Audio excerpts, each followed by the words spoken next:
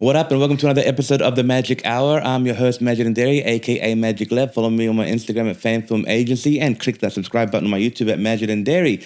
Today, we have an Adelaide local comedian, Lewis Pounentis. Hello, Magic. I said it right? You did. Okay, good. Spot on. All that practice paid off. It did. How you doing, man? It's been a while. It has been a while. I should have been sitting in this seat a long time ago. Yeah, I've been trying to get you, what 3 or 4 times, and 3 or 4 times there's been incidents and accidents. It's work, family stuff. Yeah. But, the last time you tried to message me, I was in Washington attending presidential dinners. And well, there you go. I was there last week. A bit of activity happened. So were you the one that had that accidental boom that missed the ear? Yes, yeah. All right, so, cool.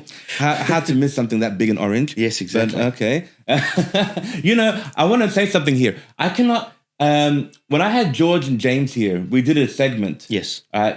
Quotes from a certain president. I'm not going to say the name. Yep. Now, when I tried to boost that episode, I got a message saying, because you mentioned this particular person's name, the president, we are not allowed to boost this because it violates the laws, or it violates this whatever broadcasting it is. And whatever it is. Yeah. And I was like, are you shitting me? Yeah, I know. I see people making fun of this man constantly. Yes. Not only but all I did was say these quotes and the characters that you have played. Yeah. And they did it. But even it was funny. But even this politician's colleagues and fellow party members quote him as well. Yeah. And they don't get punished. No. Well, that's because they have kudos, they have authority, they have leverage, they have something. Yeah. Right? They have money. And of course, they have money. But, Jimmy Kimmel does it every night. Exactly. But he's Jimmy Kimmel. Yeah. And all they're trying to do is fire him. Yeah, exactly. and it never works. It never works out. They're always back on it, and they're always back on it. But people like just regular folks like us, if we say his name, I can't boost it. Yeah. And I'm really pissed off because the episode that I did with James and George was so freaking good. Yeah. I can boost the snippets, the teasers that doesn't mention that, and that can go as many as I want in terms of views. And I put the link to the actual whole film on that thing, but it still loses something. It does. I mean, our job is to sort of, take the piss out of people and whatever, and it shouldn't matter who it is. Exactly right. It's what we do. It's like what is the point? I mean, people used to take the mickey out of the royals for so long, and I would regard the royals to be, well, maybe not, but some of the royals to be sort of in a higher place than certain politicians around the world. Yeah. And if you can say something about the king or the queen or whatever it was, then you should be allowed to do it. And it should go for everyone. The thing is, Clinton got made fun of the most. Yes. If you talk about the presidents of the last 30 years, Clinton got hit the most. Big time. More than Biden, more than this, Mr. Orange. Yep. And nobody makes fun of Obama as not in the way that they could have, but Clinton got hit the most because of that BJ. Exactly. And he didn't say nothing. He didn't try to sue anybody. I don't know. He didn't try to shut anybody down. I don't know who got hit harder, him or Lewinsky. The point is they both got the job done. They did. All right, they both got the job done. Absolutely. I mean, but he didn't. The thing is, he did not try to censor anybody. No, not at all. Not at all. He didn't. He wasn't acting like a whiny little bitch. No, he didn't. He took his lick. He didn't hide from the press. He didn't have to come out with stupidity and stupid quotes and all this sort of stuff and whatever. He took it on the chin. Mm-hmm. So did she. And and then he went on his merry way, and look, and then he still got involved when Hillary ran as well. Exactly so, right. And you know what? He would have done the exact same thing. Exactly. Exactly. And my favorite Bill Clinton quote is, "I did not have sexual relations with that woman." That's my favorite quote. That's how I remember him by. I remember him by his saxophone playing. Oh, that's right. He did play. I forgot all about that. That was brilliant. So he can blow and get blown at the same time. So that's pretty awesome. He can. What a talent. Yes, that's great. What a talent. That's a president. I know. Fantastic, man. Yeah, sweet. All right. That was fun. Now, I was doing some research on you, and they said to you, you are someone that is coming up in the scene right now. Right. Before everyone catches on. Yeah. So now, The first when did we meet? It was about 2 years now. 2 years. 2 years. Raw at Raw, I think it No, was. no. We met Was it when before you, Raw? no. Before. Oh that. no, we did. I did the show with George Capignaris. That's right. Yes, You were one of the opening acts. yes, I was. I forgot the name of the venue. Where was that at? It was at the Richmond Football Club. The Richmond The Football West LA Club. Football Club. Yeah, That's right. at Richmond. Sorry, yeah. That's right. Yeah. See, I was there. I went there because some friends of mine told me that Hadi was going to be Yeah, there. Hadi. Yeah. Yeah, and Hadi, like we are all part of the same community in Yes. the Lebanese Yeah. Druze community. Yes. So we like to support each other whoever's Yep. there. And I hadn't seen Hadi in over 20 years. Yeah. Well, as it turned out, I was trying to get someone else to do the show with me, and then that didn't turn out. And then I thought to myself, George asked me, who else can we get? And I said, I know the perfect person. And I went straight to Hadi and I said, Hadi, do you want to do it? And he said, absolutely. I said, you'll be, working with one of the funniest guys in Australia.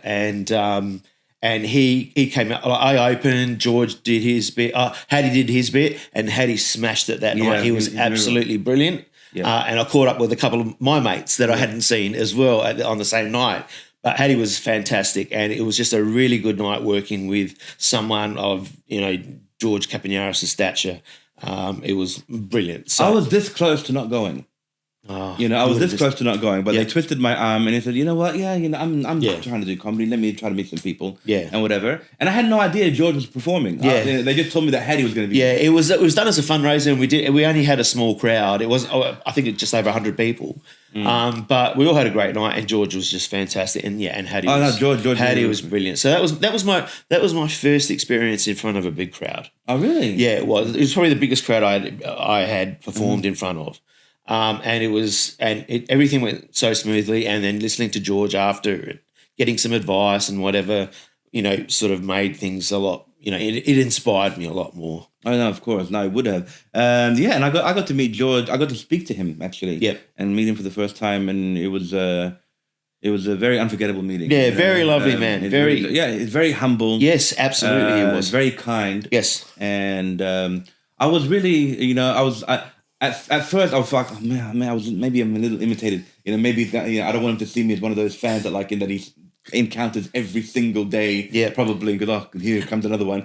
So then I just went up to him like he was a normal dude. I just spoke to him like a normal dude. In the late 80s, 90s, when Acropolis Now was on, he was my hero. Yeah, and I had a receding hairline almost like his. I had a hairy chest like his. I used to wear open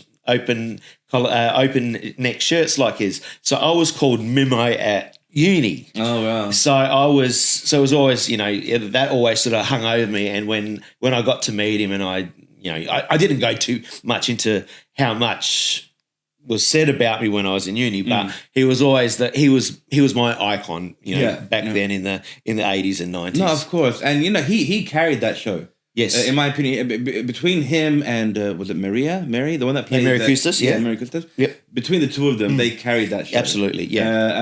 I'm not taking anything away from the other actors that were in there. They did great, but if it wasn't for these two, there would be no... It wouldn't have been a show. Like honestly, if God forbid, if Nick wasn't in a couple of episodes, but these two were, they can still carry the line. Absolutely, they would. Yeah, it was great. But they did an amazing job.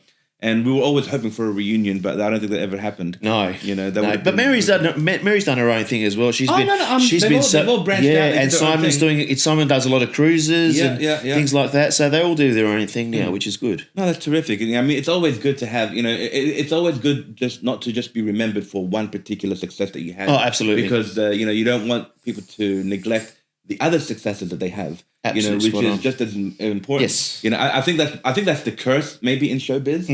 You remembered only for one thing. Exactly right. When you get identified as a particular character or you're part of a particular show that hit big, that's the only thing that defines you. Yeah, absolutely. Nothing else. Yeah. And that's kind of sad. So it's really good to see how people like George and Nick and everybody else, they rose above that. I mean, we would always remember Acropolis because that was the starting point. Yes. We remember, so it's like remembering where they came from. Yeah, absolutely. That was their birth. Yeah. That was their theatrical birth, I think. Exactly right. And they gave birth and they recognized the study of Wogganism. Yes.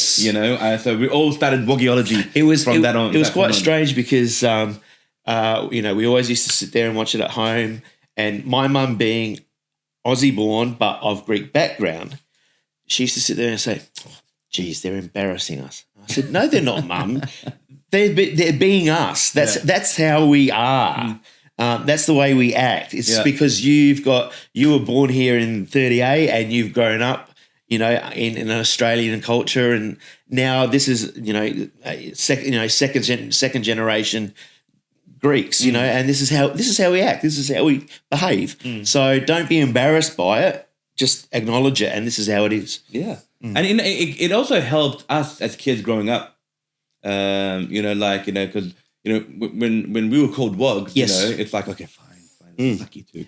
All right, and then when the Acropolis Now came, hey wog, yeah, what's up? It changed everything. It was a compliment. Yeah, it was. It turned from an insult to a compliment. Absolutely. And you know how you know how you find many white people in the States that act black. Yes, I started finding Aussies that were trying to act be like us. wogs. Yeah, exactly right. To act like, the clothing. They tried to get the hair right, and in primary like primary school, if you were Greek, you were a wog. If you're Italian, you're a dago.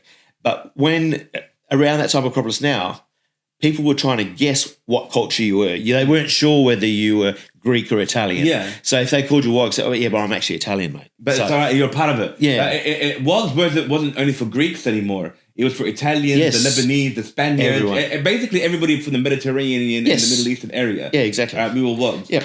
And we were proud. Absolutely. And we were united wogs. Yeah. We should have had our own UN in our wog quarters. We should have. Yes, we should have. We should be running this country by ourselves. What do they call it? What do they call it? Fucking hell. The gavel, yes. Yeah, it should have the big WOG on it. Exactly. Absolutely. Oh, wow. Yeah, there you go. I hope you white people that are watching this are not feeling uncomfortable. So when did you realize, when was the time that came that you said, okay, I might actually be good at this, so I'm going to start doing comedy? All right, so I guess back in high school, I was always the class clown. Yep. Always trying to make people laugh and whatever. But I think the eye-opening moment was when Eddie Murphy brought out Delirious. Yep. That, to me, was the starting point of on-stage comedy. Mm-hmm. And, it was such a hit. I watched it so many times. I listened to it so many times. I would recite word for word the whole bit. Yeah. And that was just, I found that magical. Oh, yeah. And I thought to myself, well, I can be a clown in class, but I'm not at a point where what Eddie Murphy can do is what I can do. Yeah, no. So he was the inspiration. Obviously. Okay, so you crossed out that question for me. I remember those days. I was in the 7th grade when I first heard Delirious, and I would watch it every day after school. Yep. And I would record it I put the VHS on. Yes. And then I put my stereo next to it, and I play and I record. It's a horrible recording, but it's the only way I can get it down in those days. I did the same. And I would take it to school. Yes. And I would rehearse it and do it in school during recess and lunch. And Mr. Balotis, my Greek 7th grade teacher, wasn't too happy with me. But it wasn't that he wasn't too happy, but he always kept an eye on me because I would always bring with me NWA tapes. Yep. And Delirious in the 7th grade. That's right. And I used to wear my Fuck the Police t-shirt. Nice. When I was in the 6th grade. But it had the word censored on it. I was going to say, which school uniform was that? That's my because we didn't have school uniforms were optional. Yeah, I know. When you were going to a public school, and so I know exactly what you mean. I used to because I was obsessed. Yes. With Delirious. And I did the same thing. I did a tape recording so that when I was in my room doing homework, I'd have it on tape playing if I wasn't watching it. So it was just so addictive, and that was the moment that I knew that, I wanted to go down that pathway one day. Uni came first, career, marriage, divorce, kids, all that sort of thing. So I left it late, but it had always been in the back of my mind to do it. But at what age did you start doing it? I've only been doing stand-up for like 4 years. Yeah, see? So I'm 57. Yeah, okay. Do you feel like you can kick yourself for not realising it, that you could have done it sooner? No, not necessarily. I don't really have regrets. Yeah.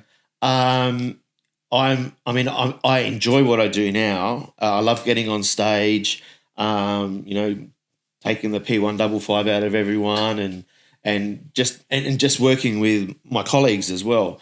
But I don't really have regrets because, life changes in many different ways, and for many years life was great. Yeah. And doing stand up and doing comedy wasn't part of my itinerary when I was married or anything like that. It was all about family, and that. And so when I separated and things got a little bit complicated. So then I decided when I saw open mics and stuff like that. I did my first open mic at what's it called, down on Grenfell Street. Okay. Can't remember what it's called now. Mental blank. Okay. So I did my first one there, and then I did a couple of Rhino and the like, and then I had a few other gigs after that as well. So every time was a learning curve, and no regrets. No regrets. Would you say that Eddie Murphy's your favorite comedian? No. I think at the time he was a leader, I guess. I guess I go through changes of favorite comedians. With you evolve. You evolve. Like I love Ricky Gervais. I love Tom Segura now. Yeah, Tom Segura is. I just can't stop playing his stuff in the car. Yeah, he absolutely blows my mind away. He's absolutely funny. Greg Proops years ago was very funny. I just love. Everyone's got their own different style, which I try to use in my routines as well. Yeah. So like Eddie was king back in the 80s, but I really love Tom Segura. I think he's just absolutely fantastic.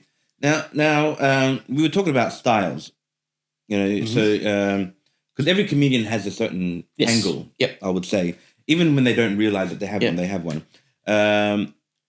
What is it that you get to talk about on stage? Like, what is your particular angle? Is there something that in particular that you like to discuss? It's purely observational humor. Yeah.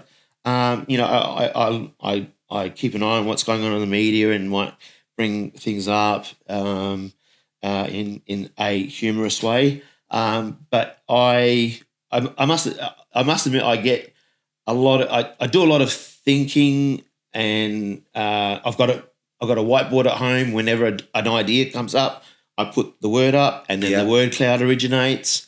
So moments come at any different time. I laugh at seeing people falling over, women falling over on high heels. I laugh at guys tripping downstairs and whatever it might be. I get a lot of my material from my family, my partner.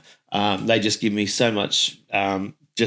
It's almost handwritten. It's just that good. So a lot of it is family. But I'm sort of starting to push a little bit to the darker side now. Yeah. Until someone tells me you can't say that. Oh no. That's when I'll stop. Oh really? I feel like if somebody says you can't say that, that's when I take it further. Yeah. I'm the exact opposite of that. Yeah. The first gig I did, I went with a whole bunch of work colleagues. There were about 15 of us, and 7 of them were Indian.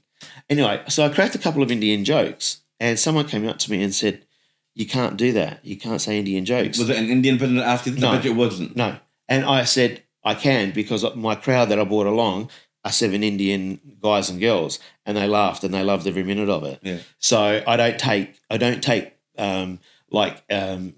insults and advice from other people about what I can say. Thank you. I'll say whatever I want to say. So, was that person an Aussie or a... Aussie. He was just an Aussie. Yeah, Aussie. My biggest pet peeve is not just Aussies, it's just white people in general that get offended on behalf of somebody else's ethnicity and other people's cultures. Yeah. It angers me. Yeah, exactly. Because they think that we are going to take it the way they would take it if they were made fun of. Yeah, exactly. We are not the same. Yeah. Right? And the thing is, I know now why they call it whitewashing, because they want us all to be white. Absolutely. They want us all to be had that white mentality, and we do not have. Yeah. There was this video that this white person made. He was dressed as a Mexican. Yes. He put on a poncho, and he put on the hat, and he even put on a fake mustache. Yep. And he walked around a Mexican neighborhood. And all the Mexicans were praising him, laughing with him, talking with him. And he was asking, do you have a problem with me wearing this? Nah, man, you look good. Yeah. You look great. And then he walked in the white neighborhood and every one of them said, oh, no, this is You racist. can't do it. It's racist. It's racist. Yeah. That is the thing. Yeah. They are in no position to say what they think is racist. Whatever they think is racist, it is not. Exactly. Shut the fuck up. Yeah, so just say nothing. I mean, like I've always said, if someone comes up to me and says, if I stir up a race that I've made a joke about and someone says something about it, I'll discuss it with them, whatever. It's never happened once. No, never happened once. Now, I understand empathy. I understand, oh, shit. I'll feel bad for that person if I was that person. Yeah. But I'm not going to intervene. No. You know what I mean? I'm not going to talk on behalf of that person. The only time I'll defend anybody is if they're getting physically their asses whooped. I will step in. Yeah. You know, but if somebody I doubt it very much if somebody was to call one of us a wog, that a white person would say, hey, you know. Yeah, they wouldn't stand up for us. No. No way. Right? No, but the thing is, but they will talk to that person saying you shouldn't call them that racist. Yeah. You know, but they wouldn't say that. Look, I figure if I can make fun of my own race, I can make fun of you should be able to. make fun of any race. But Russell Peters does it for a living. Oh, of course he does. You know, that's what Russell Peters gets paid to do. He makes fun of all the races, He does, every ethnicity, absolutely. every religion, every culture, and he's bankrolling. And he packs out theaters. Yeah, He's amazing. but he's very clever in how he does it. Absolutely. You know, does. so like you were saying that your home life, funny things happen. Funny things happen in I think almost everybody's home life. Exactly. Funny thing. How you word it and construct it to a joke, that's where the talent comes from. Absolutely. Yeah. You know, like you can talk about a certain scenario to your friends and it can be funny, but how are you going to do that in front of 1,000 people? Yeah, and how are you going to tell it for them to get it? Yep. And for them to laugh. Joe Avati does that all the time. Yep. He talks about his family a lot. He talks about the whole the upbringing and how his parents were, his grandparents were, but how he tells it makes us relate to it. Absolutely. So that is where the talent comes from. Yeah. You can have the funniest thing happen to you every day. If you don't know how to tell it on stage, then it's only funny to you and the people around you. I found that probably in recent years, people, in good times and bad, will still listen to a comedian that is controversial, like Anthony Jeselnik, for example. Oh, yeah. Anthony Jeselnik, like he takes it to the nth degree. Yeah. Now, how he gets away with it sometimes, I have no idea. Don't forget, he's very, very white. He is so he very gets, white. So he can get away with a lot. He can get away, yeah, he can. But like I listen to him and I'm sitting there going, oh dear God, right? How does he do it? And in all seriousness, I want to get to that point. Yeah. I want to get to that point where I can say something that may be seemingly controversial, but someone in the crowd is actually going to get enjoyment out of that because they're going through something. They will. The thing is, I don't know what happened over the last two and a half decades that has turned society, lack of a better phrase, punk ass whiny bitches. Yeah. You know what I mean? Yeah. What happened? Yeah, Something happened. I don't think it's one thing. I think it's several things. It's a number of things that got together to create this horrible. People now don't have flavor. They don't have taste. Like if you go back to the 70s and see the humor of the 70s, what they used to say in the 70s, nobody in the crowd said that was offensive. But you get laughs like, oh, yeah, exactly. You get that offensive part. Oh, like I can't believe he said that, but it's so funny that he said it, and how he said it makes me laugh now. Now it's the other way around. They don't know what to laugh. They know even if it's funny, they're like, you shouldn't say that. Yeah. You know, it's reversed. Think back to the days of Dick Emery and Benny Hill and all these guys who used to do it on TV. Yeah. And get away with these scenes which were seemingly very feminist and whatever. Yes, you can't do that now. Everyone has to, you've got to, obviously there are lines to be drawn. But, back then no one said a thing. No one did. Like Benny Hill had, part of his big show was like he always had hot women around. Yeah, exactly. Right now, if anybody was to do that now, they'll probably say, oh, this is, they're demeaning women. One of my most favourite programs when I was growing up was Love Thy Neighbour. Yeah. And it was, if people don't know, it was an English man living next door to a Jamaican man. Okay, I remember. And all it was one guy calling the other guy nicknames and whatever. in a very non-ethical way. I wish shows like that were back on TV so that people can understand that it's not all bad. No, it's fun. It's humorous. It's not derogatory. Let's have a laugh about this. Don't get sensitive, and especially white folk. Yeah, I think if anything, it should bring people more closer together. That's exactly my point. It's like stop being so afraid of what you should say, what you think you shouldn't say, and just be a part of the whole comedy scene, and just take part in it. You won't question. You won't ever see shows like Love Thy Neighbour, or the other one was Mind Your Language. Mind Your Language with the English teacher. Yeah. See that is a perfect example, because you had everybody from almost every different ethnicity, correct, taking an English class. Yes, and everybody was a stereotypical figure. Yes, but that was the genius of the comedy. Absolutely, if they did, that was the entire point of that comedy. Yeah, and the white teacher, going through hell trying to explain to each one the way that they would understand it. That is the brilliance of that comedy. Yeah, it was. That was what made the show. It absolutely. It was absolutely genius show. Yeah, but see, they didn't use obscenity though. No, there was nothing. It was. Horrible It about was purely cultural. Yeah, it was all about their culture. And now you don't see it on TV, but you see it on Instagram and TikTok. People are showing clips of it all the time. And I read some of the comments. I can't believe they had a show like this. I can't believe they did things like that. Yep. They wouldn't be able to do this today. And but why aren't we allowed to do this today? That is the thing. We should be able to do this today. Old is gold. Absolutely. Right? See, I think new is. I haven't got a word that rhymes with new to make it sound crappy. But new is shit right now. It is. Right? That is. Right? New is so shit that I can't find anything to rhyme with new to discard new. Right? Let's use the word orange, because orange rhymes with nothing. Yeah, so new is the orange is the new. Right? And we gotta go back to the old, but still preserve the new and mix it with the old. Absolutely. And God knows what more we can get out of it. Oh, for sure. Because I feel like we're being robbed right now with all this censorship. Yeah, absolutely. I think there's a lot of stuff going on in the world and whatever, and I think that's where maybe the sensitivity lies. Yeah. That you don't want to sort of offend people that are going through this, that, and the other, whether it be war, famine, whatever it might be. One of the funniest things that ever happened to me was going through Macca's drive-through on Boxing Day about 2 years ago, and I was in the passenger seat because I was pretty not with it. And I placed an order, and we got to the window, and the guy said, "We have no food."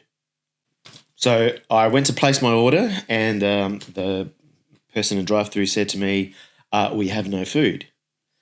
And I said, "What do you mean you have no food?" They said, "We just don't have any food." At McDonald's? At McDonald's on a Boxing Day at about 3 day after Boxing Day, 3 a.m. And I said, around about 40 years ago, there was a guy by the name of Bob Geldof, and he raised awareness about starving children in Ethiopia. And he created Live Aid, and there was this big music festival and whatever, and millions of dollars were raised, and children were fed and whatever. And I said to them, "And you're trying to tell me now that after 45 years, we have no food?" Anyway, so we drove to the window, and it was an African lad. And I felt I felt like, what the hell did I just say? Yeah. But he had a just absolute faultless Aussie accent. Yeah. And I said, forget what I said at the microphone. Don't worry about Live Aid. Don't even look up who Bob Geldof is. Thanks for letting me know. We'll go somewhere else. But yeah, it was just one of those times where it was like, when the alcohol took over. Yeah, but I mean, you were saying earlier that you think that may be part of the cause of why the people are so sensitive to humor is because of what's happening in the world today. In the 60s, we had the Vietnam War that went all the way to the 70s. That was a very controversial war. Yeah. Protests all around the world. Didn't stop them. No. You know what I mean? And you know, America goes to a major war every 20 years. They had a major thing, you know, and then they had the Iraq war twice in the 90s and then again in the 2000s. Didn't affect comedy. No. When the Twin Towers went down, the mayor of New York, whose name escapes me, Rudy Giuliani went on to the David Letterman show and he said, let's get laughing again. And that was about 3 days after the towers went down. Oh, there you go. Right. And that sort of goes to show that laughter is needed in times of, in times of war, in times of, when the world's falling apart, we still need to laugh. Exactly right. Gilbert Gottfried. Yes. He was doing a show. He was on stage with other comedians. Yep. Rob Schneider was one of them. And he said something about 9/11, and this was like a week afterwards. And one of the people in the crowd said, it's too soon. All right? So Godfrey paid it no mind. He kept on his thing. He did something completely different. Yeah. And he had everybody on their knees. Yeah, absolutely. And, I mean, okay, but the thing is, when people do comedy, it is their way of coping. It can be a coping mechanism. So it's not that they are not being sensitive. It's just like, it's like when you go to a funeral. Some people cry, some people don't. But the ones that are not crying doesn't mean they're not grieving. That's right. And people think, this guy's not crying. He's an insensitive prick. Yeah. That's not the case at all. People grieve in different ways. People cope with things in different ways. Yeah. So, and people like Gottfried and other great comedians, they would laugh at the situation to help them go through the situation because inside they are hurting. Yeah. I'll tell you, speaking of funerals, I'll tell you of one unplanned moment that happened at a funeral that ended up being sort of quite funny. And I was at a mate's funeral. His mum had passed away, and the funeral was on New Year's Eve. At New Year's Eve. Now, I was working in the pharmacy, and I was looking after a number of aged care facilities. Now, I had a ringtone for all of those facilities, and that ringtone was Knocking on Heaven's Door by Guns N' Roses. Ooh, okay, that's a good track. Great track. However, it was a Tuesday and I was in the church for the service. And I know it's coming. and one of the nursing homes decided to ring me at about 2:00. And I didn't mute my phone or turn it off. And out came Axl Rose singing Knocking on Heaven's Door. And I'm thinking, my God, what am I doing? I'm fiddling with my phone, trying to turn it off. My ex-wife sitting there going, hurry up, turn the bloody thing off. Everyone's looking at you. Turn it off. And eventually I got it quiet. Anyway, so then we went to console the family, and my mate Paul was in the line, and his first words to me was, "That was you, wasn't it?" And I said to him, "Paul, I am so sorry." He goes, "Mate, that was the one thing that actually brought me a smile to my face." Okay. So in times of tragedy, in times of sadness, something as stupid and non-expectant made someone happy. Yeah. Something quite similar happened to me. I was doing a sketch in Bahrain. I was doing a parody of the movie Indecent Proposal. Yes. And I called it A Decent Proposal. I can see it from here. And my ex-wife gave me a call during filming, and I hate getting calls. But the ringtone that I have assigned when she calls is the Imperial Death March from Star Wars. That's the second person this week that's told me that. Yeah, that's what they've got. Right. So and then when the actors that were there heard the phone ring, all right, they didn't laugh. And they said, "Who was that?" My ex-wife. Then they started to laugh. Right? Because, okay, that's why you get that ringtone. Because and that got them all loose up to do the sketch. Yeah, and it was a great sketch. Simple things like that are good. And going back to people are going through things and whatever. I mean, the thing that really drove me to get on stage, 4 years ago, was because I'd been going through depression for like 10 years after my marriage breakup. Being torn apart from my kids unnecessarily. That's going to be rough, yeah. And going on stage wasn't really for me to sort of get over my depression per se, but to make people laugh and make them happy. And if I made them happy, then I feel happy. Yeah. And that was one of the very therapeutic. One of the most powerful things that I could have done. It was better than seeing a psychologist or a psychiatrist. Yeah. Right, sitting in front of a crowd, seeing someone laugh, and knowing that you've actually made someone happy and whatever at any particular moment. And that's really what drove me to the stage. It becomes kind of like an addiction. You want very more, much so, very much so, and it also motivates you to write something new, something more, because you don't want to be one of those comedians that continues to repeat themselves exactly for a year. You want every 3-4 months for your stuff to change. And that's what I do. That's what I do. My whiteboard changes. Like, I rub one side out, I flick the other one over, and I come up with ideas. And I just put keywords, and that can be topical. Something happened at work today. Someone said this. I wrote that word on the board and whatever, and that's how, and I do that at work as well, because work can be, as a pharmacy, work can be a very serious place and a very busy place to work. But I'll just throw a one-liner just to get the staff sort of, in a good mood and not angry at each other or angry at customers or whatever it might be. Yeah, just to sort of switch off. No, of course. Now, do you think Adelaide is a good place to start comedy, or do you feel like it holds people back? I think I honestly don't think we have the population or the population mix for comedy, stand-up comedy here in Adelaide. We've had a number of places that have started up and closed down and started up and closed down. We have a lot of communities. We do. We have hubs.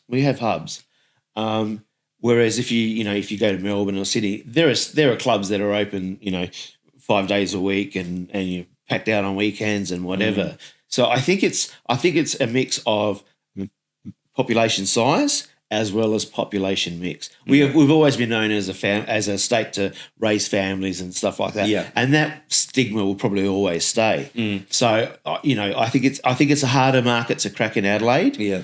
You'll see a comedian maybe on stage 2 years ago, might have been on stage 2 years ago, say a Raw comedy final or whatever. No, you don't see him. Yeah. So yeah, it's a very fickle sort of trade, I guess.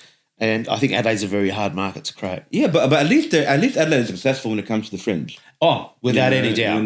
Without any doubt. I think it's because it lacks the comedy scene, the other 11 months of the year. Absolutely. It bankrolls it all in 1 month. Yeah, and I think it gets everybody together. I think people do wait for March to come. Yeah. So they can actually go and see as many shows as possible. But they tend to forget that,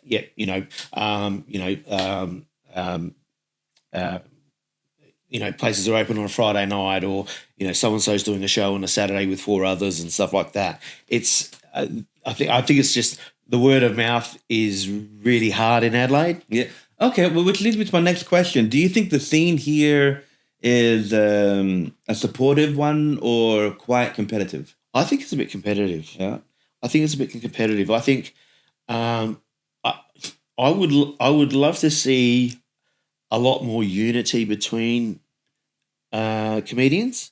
I personally think there are little cliques, which makes it harder for people to get into comedy because this is no offense to the comedians, because they're talented and they're I know so many of them so well, but it's sometimes it's very hard to actually get into to get into those groups and do what you want to do and what you love doing.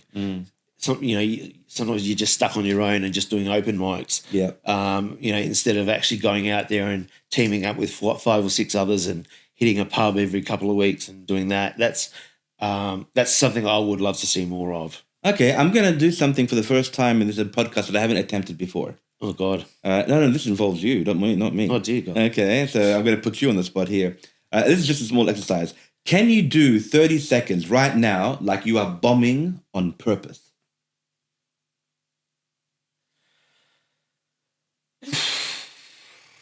Boo! You haven't said anything. So I think you just did a good job. I've done it for 15 seconds. Wow. Geez, that's really on the spot. Yeah. I'm just trying to picture my whiteboard. This is a good exercise to get you thinking on your feet, you know. Okay, so my partner, she went to the doctors the other day, and she had a sore throat, and she had a swab done, and the doctor said to her, unfortunately, there's no antibiotic I can give you for semen. Okay, boo. Okay, I didn't think it would actually work out too well. That's fine, but it's something to work on. No, it is.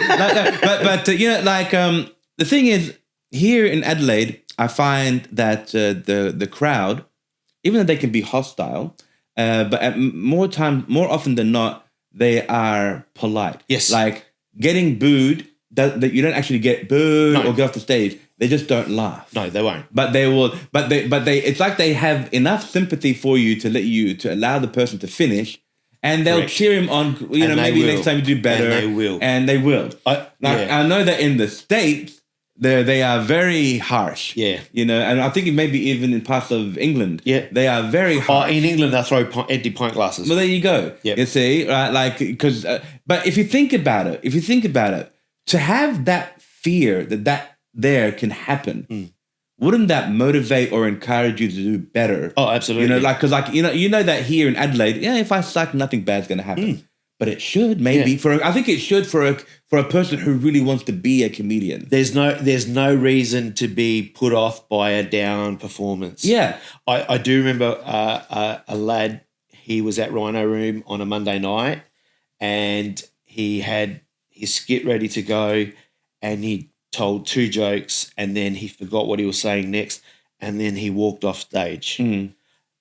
He got the loudest round of applause on that night as a sign of encouragement to get him back on. Okay, there you go. Right, so we're not critical. We don't knock people when they're having a bad run. We always. I've never been to a show where I've seen no one sort of put someone down or heckle them because something wasn't funny. They've always been clapped off. Yeah. And we as comedians, I do it a lot. I go up to them and say, don't worry about tonight, worry about next week. Yeah. But I have seen a few hecklers though. Yeah. I have seen a few hecklers. They didn't say anything like you suck. But I did hear one time at the Rhino Room, my first time there, just being an audience member. Yeah. There was one guy that said, when are you going to be funny? Things like that. One guy that I saw, he was hosting at Cranker. He got told that as well. And he was going off and he wouldn't stop. He was there with his girlfriend and a mate, and he just would not stop. And 3 of us just got up and just said, time to leave, and we ended up getting rid of him. Yeah. And it shattered the guy. And to this day, I haven't seen this guy back on stage. Oh, yeah. Which is shattering. No, it is. But then again, this kind of, adds more to my point in terms of sensitivity. Yeah. All right. Like, how there are some kids that can fight and there are some kids that just can't. But, that's that's the minority. That's a rarity. Yeah. That's a rarity because depending on where you grow up, you have to learn how to fight. Absolutely. But there are just some kids, even the most roughest neighborhoods, that just can't do it. Now, when it comes to comedians today, back in the day, if you had to learn how to deal with that. Like today, if something like this happens, they give up, they run away, they don't come back. Yeah. Now, these to me are labeled as those kids that just can't defend themselves. But they need that encouragement anyway. Absolutely. To bring them back. Yep.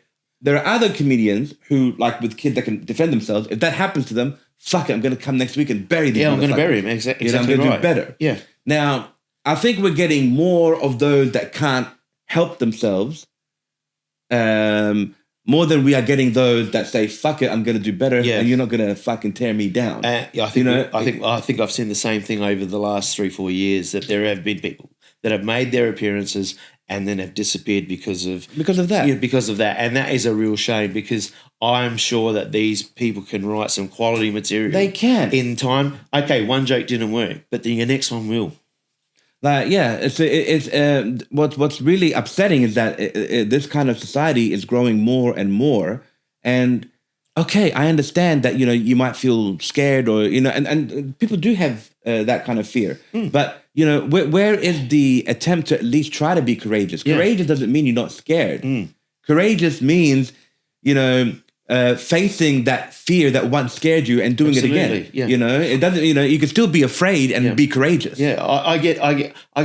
It said to me a number of times, "Gee, you must be really brave to get up on stage and do what you do." And it's not. I said it's not about bravery. It's just about me feeling comfortable within myself to present material that I think is funny, and I'll get judged by an audience. And if I get judged, you know, with a low volume clap, you know, you know, whatever. If I end up getting applauded loudly, good for me. But it doesn't mean that if I have a bad night, I just give up. Yeah. Okay, Lewis. Now, if you could do your comedy for any audience in history, which time period would you choose? I think I'd go probably 80s. Yeah, I had a feeling you were going to say that. Yeah, 80s. I think just being a teenager, you know, growing up, you know, there were so many great sitcoms on TV and whatever. Oh, yeah, they were great. It was, you know, there was never a time where there was nothing good on TV, bad on TV as far as comedy went. Yeah. You always laughed. Yeah. You know, whether it was a series or just one-offs or whatever. We used to have funny commercials too. Absolutely. We used to have funny ads. Yes, we did. Like, no, that's not how you make porridge. I don't know if anybody remembers that. Yeah. All right. But and the old Go-Go Mobile and all those sort of things, you know, things that were funny back then. Now we sit there, watch a commercial and we sit there and what were they advertising? I've got no idea. Yeah, and now we have an option to skip it. And we do. Back then, we actually enjoyed the commercials. Yeah. You know how we skipped commercials when we were recording movies back in the day? We paused. Absolutely, we paused. We had to watch and endure the whole commercial just so we can unpause the right moment. Exactly right. I remember my Predator tape. The Predator movie. We had a AWA VHS recorder which had a remote control with a cord. With a cord, that was With a cord. And when you push the eject button, it comes out from the top. Exactly. And you push it and you press it down. That was our first VCR as well. See, they were best. I mean, those 80s days were the best. Yeah, days. that was our very first VCR, and we did have a remote control attached by a long ass wire. Yeah. And it only had a couple of option buttons. You had forward, rewind, Reverse. And play, but you didn't have pause. No, that's right. You had to go up and pause it. Exactly. But you can press the play to unpause it. Absolutely. They were the best days. But see, like from a personal perspective, 80s were the funny days. 90s for me were like started to get into music. Yeah. And, you know, find my favourite bands and all this sort of stuff. But I think 80s crowds were probably going to be the crowds that would be receptive to you and you'd have more success with. But I think you would. I think like 80s was the kind of decade that people just didn't give a crap anymore. Exactly. And they even showed it in their movies. Like you would watch movies where something would happen that has nothing to do with the plot. Yeah. All right, but it just happened and the crowd just goes with it. Yeah. You know, the other day I was just talking to Daniel. We were talking about the movie Teen Wolf. Remember Teen Wolf? All right. Now we all know he was going to turn into a wolf, right? Yeah, that's the whole point of the movie. But when you watch that movie carefully, he turns into a teen wolf during the basketball game. Yep. Right, his second time transformation. All right, and then he's bouncing the ball, and everybody's just looking at him like, "What the fuck just happened?" Which is fine. But then he starts to play, and then everyone's like, "Yeah, let's play with the wolf." Yeah, exactly. You know, they're not like, there's no question like, "What the fuck happened? Yeah, Who are you?" We're not going to run out of the stadium. We're going to actually sit and play. He just went with it like he was a secondary character. Yeah, exactly. And that's why I mean, like the 80s just don't give a fuck. Like right now, if this was an 80s movie and an alien invasion came, you'd be like, "Yeah, what's going on?" Yeah, exactly. You know, now they're blowing up New York and running away. You know, wasn't there a war in? Didn't Russia invade Afghanistan in the 80s? And we still had 2 Olympic Games, even though one year the communist countries didn't go and the one year the Western world didn't go. But things happened, things continued. And Rambo saved the Afghanistans. Yes, he did. Absolutely, he did. All by himself. And now with a bow and arrow. And now he's running Oklahoma City. Yeah, there you go. You gotta love the 80s. Okay, Lewis, we have reached what I like to call the existential part of the podcast. This is deep. Yeah, exactly right. That's the whole purpose, to go deep. I like to go deep. Now, in intellectually deep. Okay. All right. So now, who are you when you are not being funny? I am a caring health professional. Okay. I'm a caring health professional. Oh. I've been a pharmacist for 36 years. Okay. I work 4 days a week, and I love getting to know my customers, but my priority is their health. So you're a licensed drug dealer. I am, yes, absolutely, Sweet. yes. So L to the OS. Have you seen my recent profile picture on Facebook? Have you? Not yet. Because I'm all gangster. Oh, really? Yeah. No, when I do the existential part, I like to have puns with people. Oh, that's okay. Names. No, I just thought you saw the photo. No. Everyone can look it up if they want. It's fine. Okay, yeah, I'll look at the photo now. So, yeah, L to the W. Now, do you think your stage persona is closer to the real you, or is it further away? No, I think it's pretty much the real me. Yeah? Yeah, absolutely. All right. I don't divert too much. Okay, Mr. LP. Why does making people laugh actually matter to you? Probably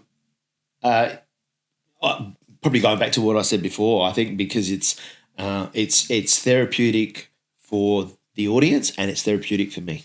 And see, so you license drugs and you can give yourself as a drug. Exactly. Yeah. Okay, I can put labels on myself. Mm-hmm, you can. Because apparently that's what pharmacists do. My God, today was the day I should have done it.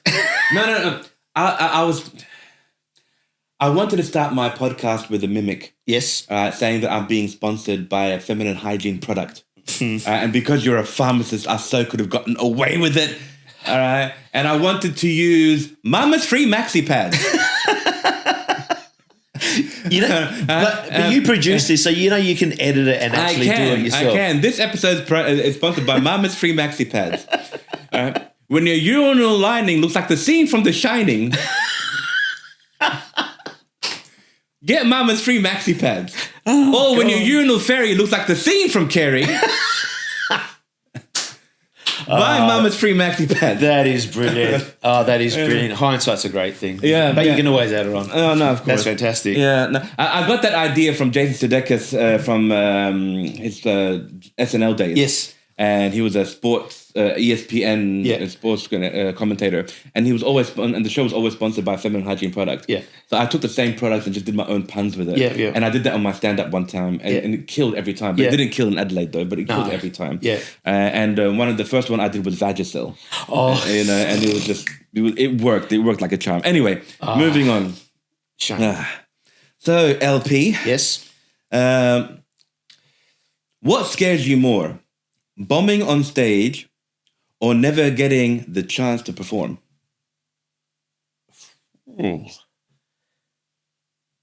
Never getting the chance to perform. Yeah. So you're a man without the fear. I don't. Yeah, if I bomb, I'll come back.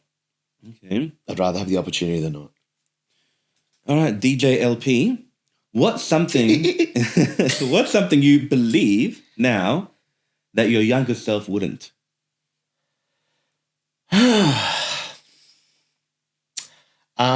That life isn't as simple as what it seemed. Mm-hmm. That's a good advice. Yeah.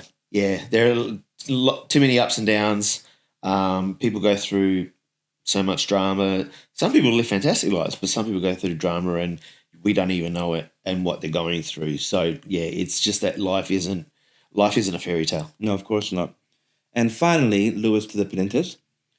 What happens when you die? Well, I know that my mate's going to have a backyard boom because I've asked him to. Mm-hmm. But apart from that, I think he'll just rest. Okay. I think he'll just rest. This is just a fun question. It's not in here. It just came That's to me. It came to me right now. We're done with the existential part. No, that's good. Okay. At your own funeral, which comedian would you like to perform your eulogy?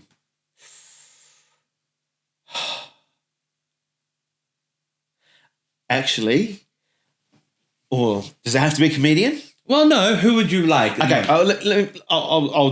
let me mention two people. My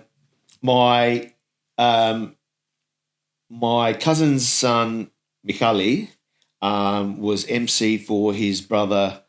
It was best man for his brother's wedding 2 weeks ago. And his speech just had us all in laughter.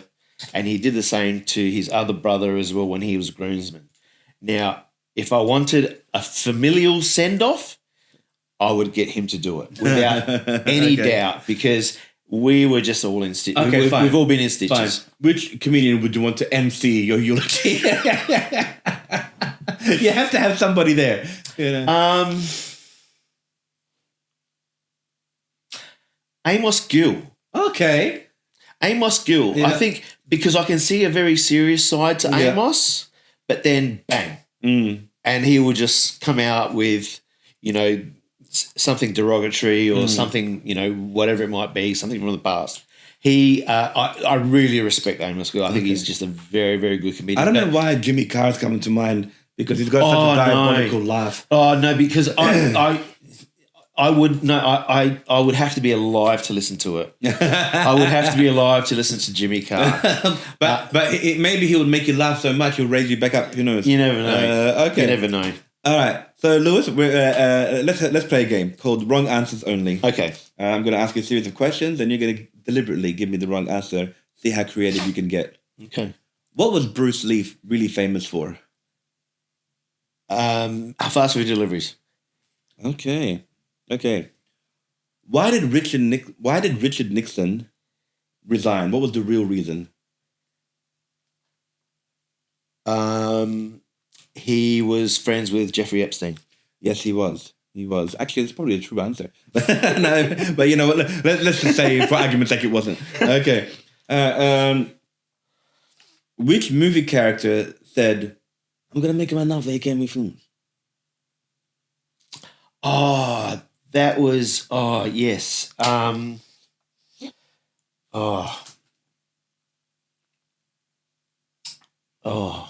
Jeez.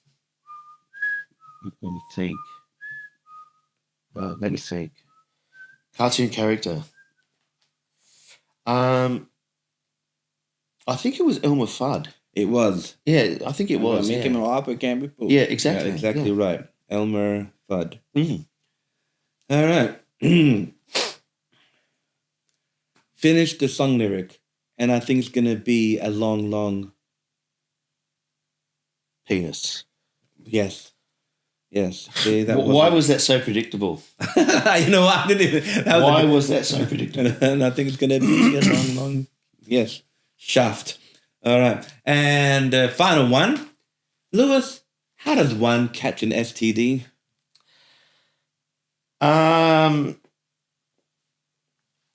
Let's see. I don't know personally. I know how people have caught them in the past. But you can't catch them with a fishing line or a net. You have to pretty much be out there and be a player. Okay. Yeah. That's how you catch an STD. Absolutely. All right. Yeah. I would have gone with watching the Kardashians, but yes. Well, they could give you viral herpes of the eye. Yes, of course. So there's always something you can get from them. Okay. Now, the conclusion part. My God, how many endings has this one got? I've watched Lord of the Rings many times, so I've realized there's more than one ending. All right. No. This is the real ending. Where the wrong answers part is a segment, like the existential part is a segment, but this is the conclusion. I was waiting for the. I'm going to give you a word. I'm going to say something. Give me one word to summarize it. Ah, okay. No. But you stick with your script. You stick with your script. We can do that. We'll do something similar to that at the end. Now, this questionnaire was designed by James Lipton, American writer / actor, who he admired the most was a Frenchman named Bernard Pivot. Lewis, what is your favorite word? Puta. Yeah. What is your least favorite word? Cook. Cook. Okay. Just from the sound of it. Okay. Food or crystal meth? Okay. Either way, cook is bad. Food. All right. What turns you on? A nice aged port. Mm. What turns you off? What turns me off? Oh, shitty customers. Mm-hmm. By a long shot. Yep. Privileged customers. Privileged customers, okay. What is your favorite curse word? Fuckity fuck. Fuckity fuck. Yes. Yeah. Okay. South Park memory there. What sound or noise do you love? The sound of my sister's burp. Okay. She is. I want to know what it sounds like. She is the queen. Okay. She's the queen. She embarrasses men easily. Is it because she belches more bigger than men can? Oh, absolutely. Oh, wow. Absolutely. She's the queen. Give her a Heineken and she will belch you the alphabet. Well, I'm looking forward to meeting And my sister is the most prim and proper person in the world. I love her to death. Ah, that makes it even funnier. Which makes it even funnier because you just don't expect it. Oh, wow. It comes from her ankles all the way up to her mouth. Wow. Yeah, she's the god. She should be teaching that stuff. Now, what sound or noise do you hate? The good old nails on the blackboard. Yep. The whole screeching thing, yep. Yep. What profession other than your own would you like to attempt? Journalism. You know, they're killing them left, right, and center. But okay. All right. I just had to say it. Be a journalist, just don't report the truth. It's a risky business, but I'd keep it confined to Australia for the time being. Yep. Okay. What profession would you not like to do? Podiatrist, because I hate feet. Okay. I can't. I just don't understand the logic. There are so many foot fetish people out there. They're crazy bastards. Seriously. I can't stand my own feet. I wish I looked like an elephant and just have stumps like that. Podiatry, I don't know how they do it. Okay, I'm guessing as a child you avoided going to karate classes, doing yoga and anything and ballet. I wore socks during summer. Okay, wow. All right. Finally, if heaven exists, yes, what would you like to hear God say to you when you arrive at the pearly gates? What took you so long? Yes. That was actually my answer that I was going to say. You know? What took you so long? What took you so long? Yes. Yeah. You. I know. You. He'd say, "Man, you've burnt down so many churches just by walking in. Yeah. Like, you should have been here a lot earlier." Oh, wow. Yeah. All right. So my final question is, if you want anybody to take anything away from this podcast, yes, you can say it in one word. You can say it in a phrase. What would it be?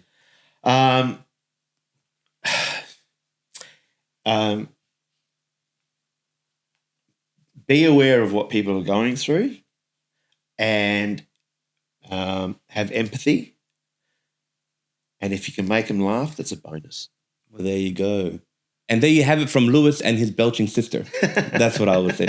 Thanks for joining us on this episode of The Magic Hour. I've been your host, Magendary, a.k.a. Magic Lev. Follow me on my Instagram at Fame Film Agency and click that subscribe button on my YouTube at Magendary.